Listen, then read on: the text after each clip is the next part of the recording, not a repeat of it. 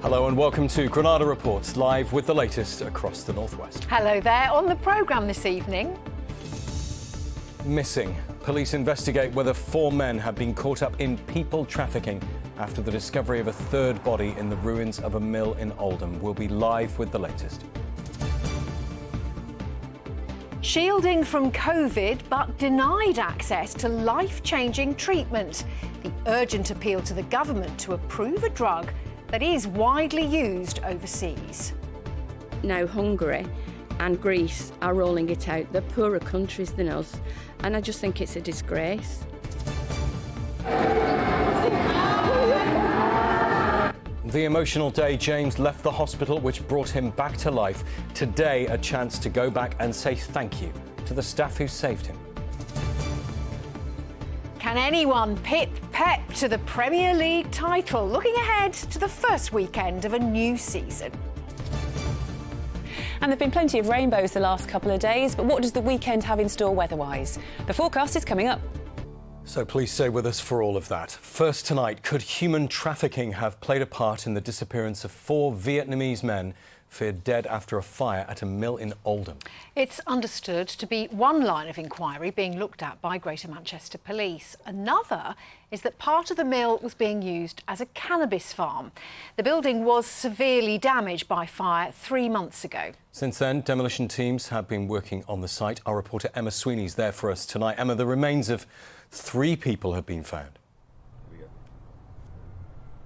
Rob, that's right. It's been almost 2 weeks now since specialist officers were called in here to this the Bismarck House mill here in Oldham. They were called after demolition workers discovered a body following the fire here back in May. And since then, as you say, 2 more bodies have now been found. Now, we don't know the identity of those bodies yet. We don't know whose those remains are. But police believe 4 Vietnamese nationals were inside the mill at the time of the fire, and they have not been in contact with their family members back in Vietnam since. Today, those identities of those men were revealed. 39-year-old Cuan Phan Chu, 31-year-old Uic Phan Nguyen, 29-year-old Duan Phan Nguyen and 21-year-old Nam Than Lay. The men's families, we believe, are being supported by specialist officers back in Vietnam. Now, it is understood that human trafficking could have played a part in this tragedy. We also believe that another line of police inquiry is whether this could have been a place where they were farming cannabis. Now, we've been speaking to local people here today, and they say they also had their suspicions. One man said that he saw equipment that he thought could have been used in a cannabis farm. Another man said that he smelled cannabis in the air following the fire. So, Emma, this sounds like a massive investigation. It could take some time. And it is a huge investigation. Today I spoke to a former police detective who told me just what will be going on at the moment behind the scenes. You've now got a major crime scene, and you've got casualties, dead bodies, and they're being recovered, and you've also got a huge fire and a very dangerous building. And to do this, the police need to bring all kinds of resources together to enable themselves to do that safely and efficiently and expeditiously. And it's really a team effort. The fire service have got some fantastic experience in investigating fires, but they'll also be drawing on the support of local authority and other parties, because it's in fact a major incident. So this then is a huge multi-agency response to this fire. Over the next weeks and months, they'll be trying to work out exactly what has gone on, and they're asking people if they know what's happened to get in touch.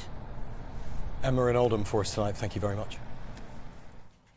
People across the northwest who've been forced to keep shielding from COVID because of immune system problems are urging the government to approve an antiviral drug. Eversheld provides antibodies to those who can't make their own in response to the COVID vaccine. It costs £800 for a 6-month dose and is already available in countries like France, the USA and Israel. Now, a group of charities are pushing for its approval on the NHS, saying they can't understand the reason for the delay. Our political correspondent, Leisha McNally, reports. I feel I'm looking out on the world. I'm not part of it.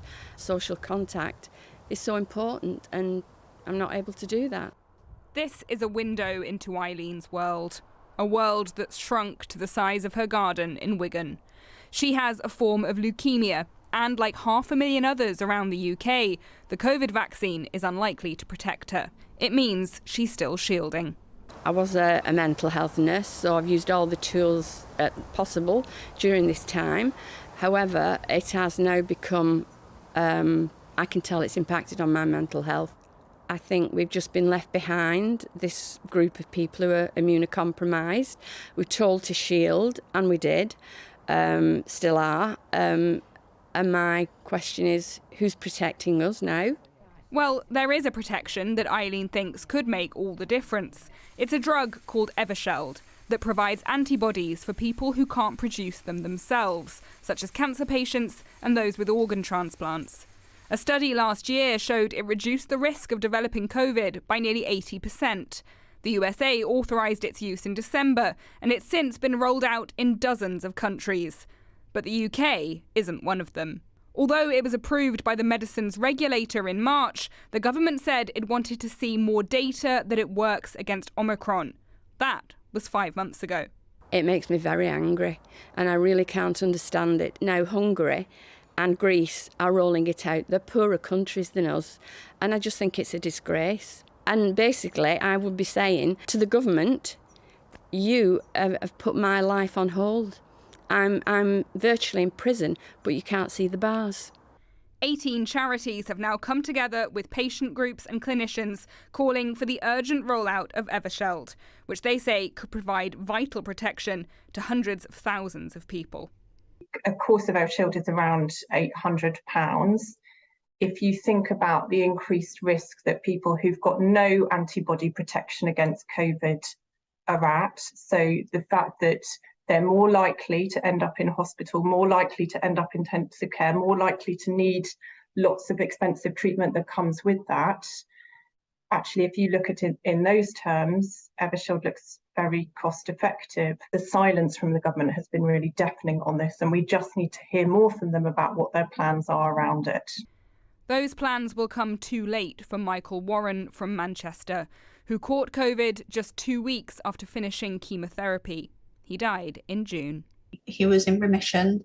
He was expected to go on and live a normal, healthy life, essentially.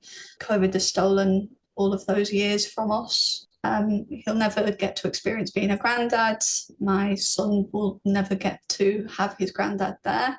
It is difficult knowing that that potentially was out there, knowing that other countries have been using it since sort of December, January, so before he tested positive for COVID. You know, I could never know if it would have made any difference for sure, but I've got a lot of what ifs since he's passed away, and that's just one of them that is quite hard to think about. Michael's loved ones want to spare other families a lifetime of wondering and are adding their voice to the call for Evershed. The Department for Health and Social Care told us they recognise the strong interest from patients. They said, "We've been conducting an assessment of Evershed, including asking clinicians to advise on the most appropriate option for the NHS," and added that ministers are considering the advice. So for Eileen, the wait goes on, as she hopes that soon this drug will be rolled out to all the immunosuppressed, allowing everyone to blossom in life after lockdown. Leisha McNally, ITV News. And we will, of course, keep you up to date on what happens with that treatment. Two other stories making the headlines tonight, and the football commentator Martin Tyler's apologised about comments he made appearing to link the Hillsborough disaster to football hooliganism. Tyler made the remarks in a BBC radio interview about the Premier League's 30th anniversary. He referred to, quote, Hillsborough and other hooligan-related issues. His words have been widely condemned by Liverpool politicians, including MP Paula Barker and Metro Mayor Steve Rotherham. And in a statement today, Martin Tyler said there is no connection between the Hillsborough disaster and hooliganism. He knows that and wasn't implying there was. He apologises sincerely and wholeheartedly for any misunderstanding. A taxi driver on the Isle of Man has admitted causing the death of a 73-year-old woman. The body of Carolyn Buchan was found on Marathon Avenue in Douglas in March. David Evans pleaded guilty to careless or inconsiderate driving and was remanded in custody until he's sentenced next month. Dozens of homeless men in Manchester will now get a village to live in thanks to generous donors inspired by a report on this programme. The village will be built under one of the city's most iconic landmarks, and it's happening because those wealthy donors who run one of the North West's biggest businesses are giving £3.5 million to make it a reality. The report that inspired them months ago was by Victoria Grimes. Tonight she has an exclusive on what their help will create. Right now, they are dilapidated railway arches, but soon this will be a brand new village, giving homes and a community to those forced to live on the streets. It's a vision of Sid Williams, founder of Charity Embassy. We will basically house people and they'll learn, they have a live practice run at managing home with us. So we teach people to shop, to cook, to budget. And so the dream really is to take someone who's currently on the street all the way through all the kind of confidence and life skills building to the point where they're full-time in work and renting from a private landlord. That's the plan. So this is about much more than giving somebody a home, isn't it? It's about giving them a life, essentially. Yeah, totally. It's a staging post to move on from here so that you go from feeling like your life's down to nothing and actually discovering that there is hope and a future. Sid's work helping homeless men began with a donated Rockstars tour bus, which housed up to 12 people. Now he wants to give even more the chance to have a place to call home. Well, the funding means that work will be able to start on construction here at this site in Manchester, and eventually 40 people will be able to live here. And it's partly thanks to Granada reports that funding came about. The charity, though, have come up with something that could help even more people. It's an ambitious project that would see these derelict arches brought to life. Well, the founders of the Hut Group were watching the night this report aired, and they knew straight away they wanted to be involved. I was in my kitchen making the children's dinner and it came on, and I just thought, what a lovely idea. The Mouldings have turned their online beauty business into a multi-billion-pound empire. Keen to give back, they started the Moulding Foundation. We wanted to do something that would really make a difference, not just, handouts and, write checks. We wanted to get to the root cause. I mean, everyone deserves, a place to call home, somewhere to feel safe. So if we can be a part of that and help Sid create his vision, that would be wonderful. How did you feel when you heard that you'd got this funding? I just went, thanks. But what it means for us practically is that we can crack on and build this thing, because the sooner we build it, the sooner we can help people. They may have had a £3.5 million head start, but there's still more that's needed. We're going to need companies to help us with some of the materials, perhaps do some of the building work at a friendly rate. Also, we need to sort of land a lot of the running costs for year one. It's not about equal amounts. Clearly, not everyone can give £3.5 million, but it's about equal heart. So if people want to be part of this, obviously please get in touch. We need people to journey it with us. Its hope construction work will begin in the autumn, giving hope to many that there is light at the end of the tunnel. Victoria Grimes, ITV News, Manchester. That is all you can say when someone says, I'll give you £3.5 million, isn't absolutely. it? A kind of sort of stunned, thanks. Thanks, yeah. Fantastic generosity and a fantastic project. Absolutely brilliant. Best of luck to everyone. Let's have a gander. This is what's still to come on the ITV News at 6:30 with Lucrezia. Coming up, what are you cutting back on? Laid bare the stark reality, how the cost of living crisis is affecting us all.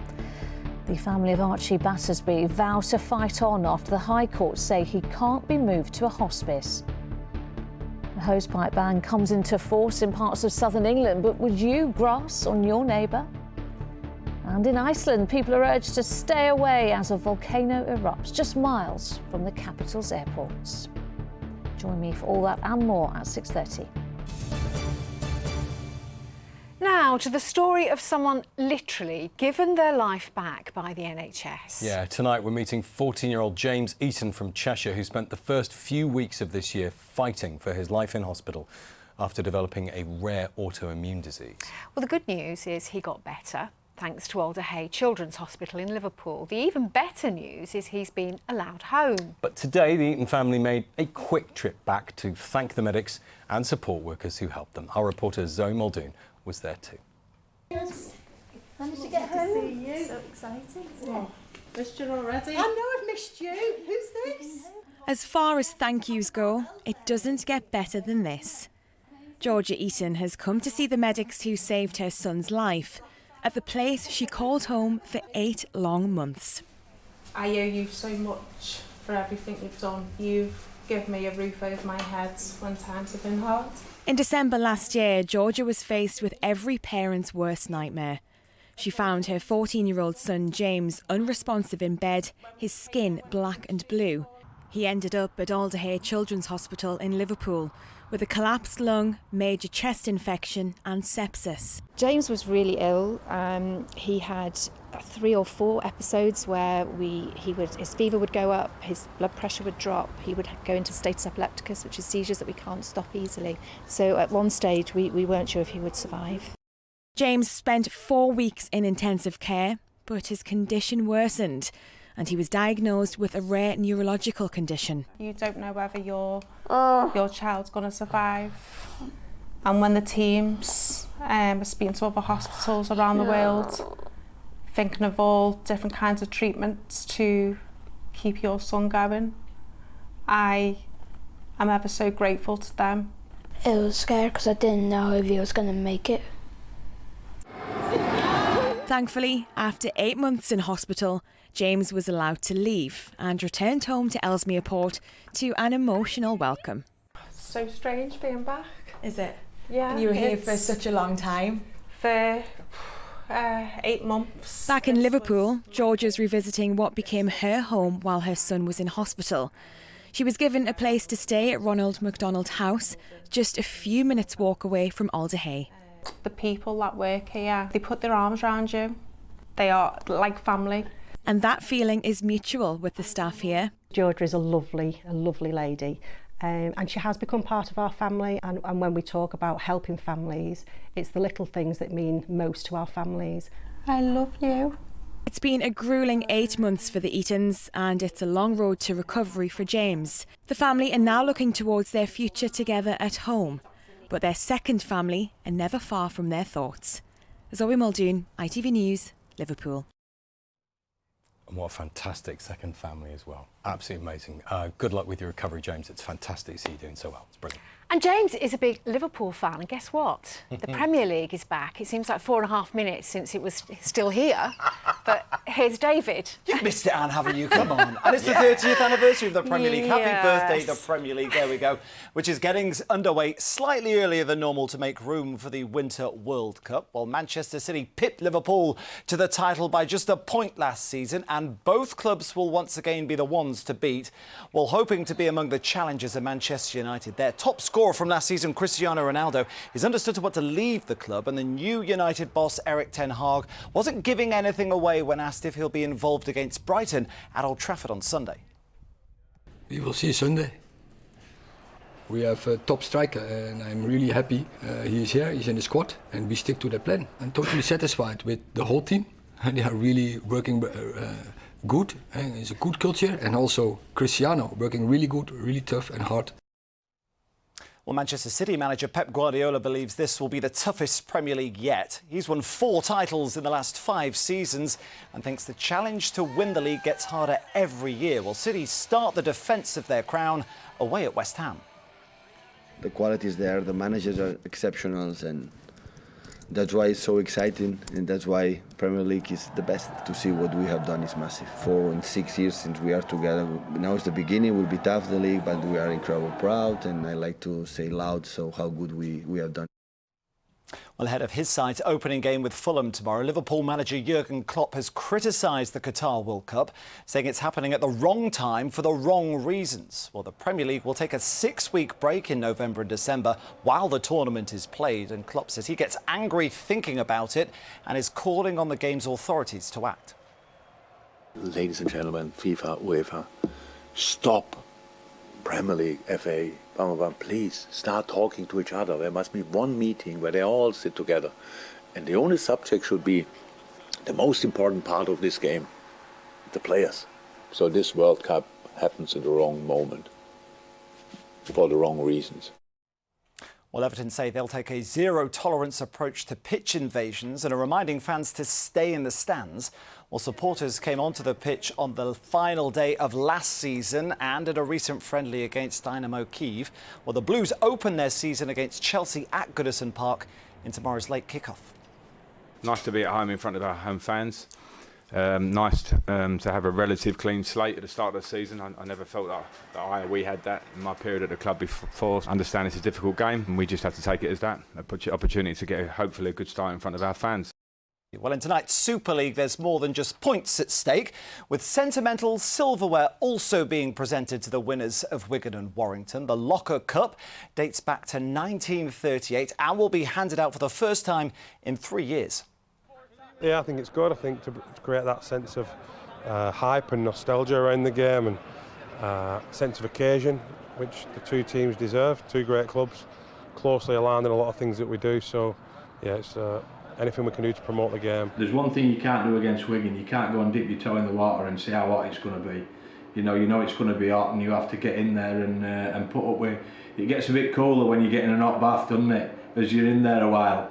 And I think that's what we've got to do. We've got to get into the heat of it and accept that it's going to be a battle and don't fear it. I'm more of a shower person myself, to be honest. So, well, finally from me, and in boxing, it's been announced that Natasha Jonas will defend her world title in front of her home fans in Liverpool. The WBO Super Welterweight champion will face the WBC champ Patricia Burkholt in a unification fight at the M&S Bank Arena on September the 3rd. Come on, Tasha. Come on, everybody, as well. Come on, all our Commonwealth Games medalists this weekend. Yeah, fantastic, Dave. Thank you. Now, it's hard to believe, but it's been almost 15 years since singer Jodie Prenger from Blackpool burst onto our screens, winning the hearts of the nation and a West End role in a TV reality contest. Yeah, she did good. She got to play Nancy in Oliver, and since then she's appeared on the stage and screen and become one of the North West's favourite stars. Well, her next venture is very close to home, as our entertainment correspondent Caroline Whitmore has been finding out.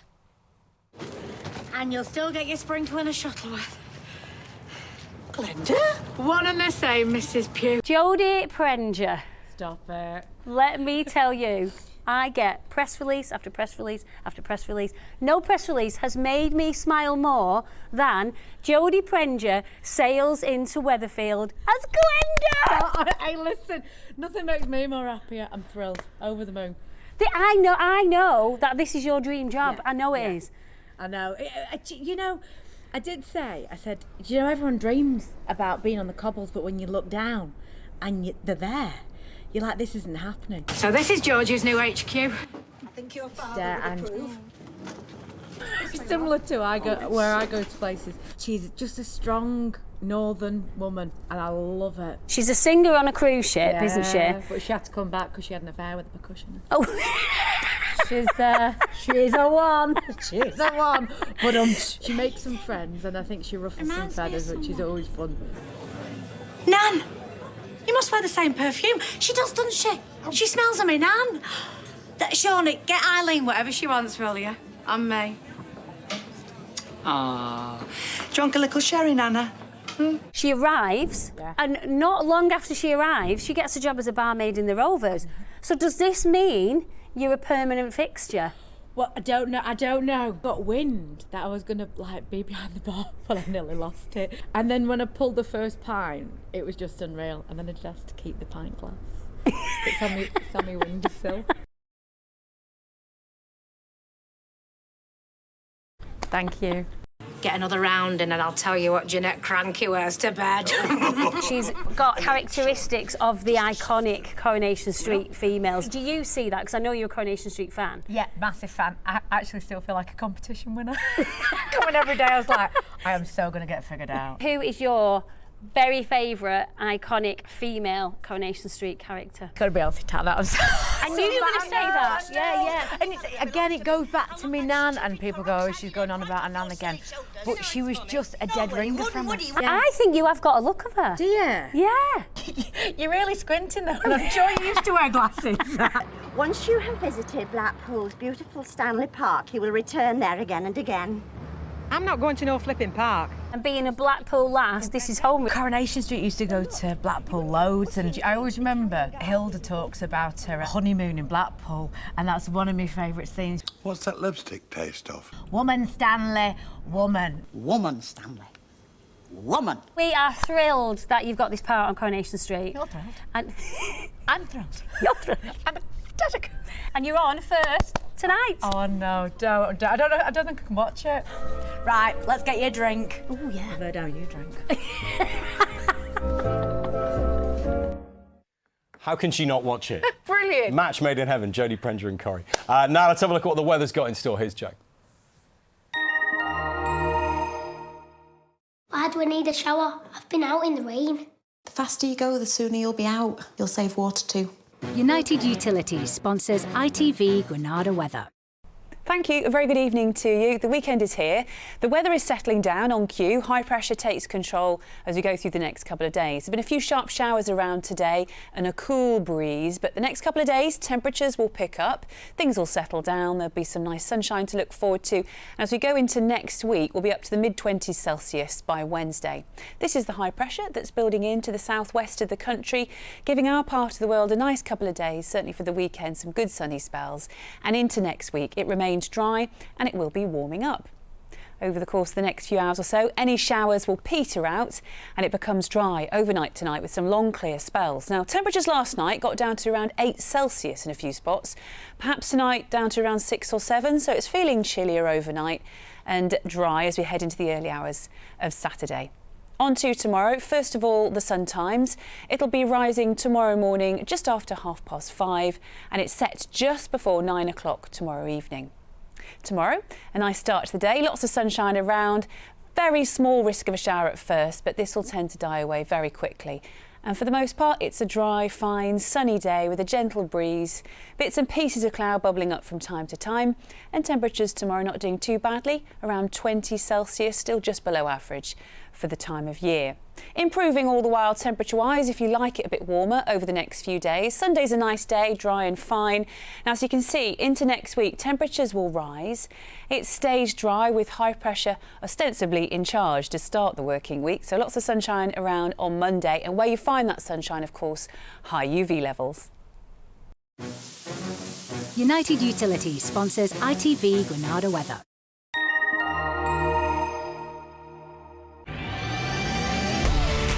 Hello, summer. Piri sponsors ITV Pollen Count. Weed and wildflower pollen levels over the next couple of days will rise to moderate, particularly where we see any warm, sunny spells. Hopefully no more than that, though, over the coming days. Have a great weekend. Bye-bye. Thanks, Joe. So summer's coming back, but I'll have to see it to believe it, I think. Yeah, I think so too. Do have a great weekend. If football's your thing, enjoy that. And as you can tell tonight, absolutely chuffed that the Premier League is coming back. I'm a football widow. Thanks for joining us. Bye-bye. Have a great night. Bye-bye.